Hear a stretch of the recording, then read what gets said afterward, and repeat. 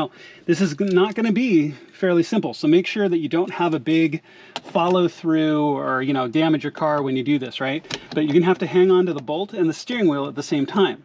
You might want to use a second person to help you, you know, keep all of this straight, but you're going to have to get this to break free. And like I said, it's pretty high torque. Once you have that, and again, you want to be super careful as we go through all of these steps. Break this bolt free, take the bolt out, unplug. We're going to unplug the wiring harness for the buttons as well. Now, once we have this bolt out, and I'm going to say it a couple of times, so I'll say it now and I'll say it again. We're looking for a mark, because when you put the new steering wheel on, it has to go in the exact same orientation. So look for a notch mark on your steering wheel. Now this one has one, and hopefully you'll be able to see it right here. See, there's a notch mark right there, and you're looking to match that in the notch mark.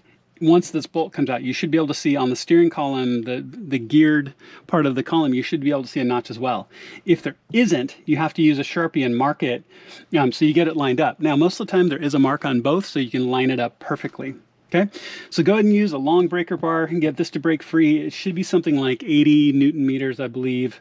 But it's fairly firm, and you've got to hang on to the steering wheel and break it free at the same time.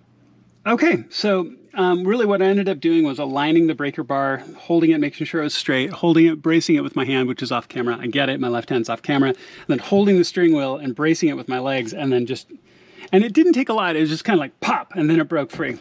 Okay, so now when you look, there's a notch on the inner gearing and a notch on the steering wheel. I've unplugged the other cable, so this should just come right off. Okay, perfect. So now what you're going to do is you're going to clean off any stuff you've got in here.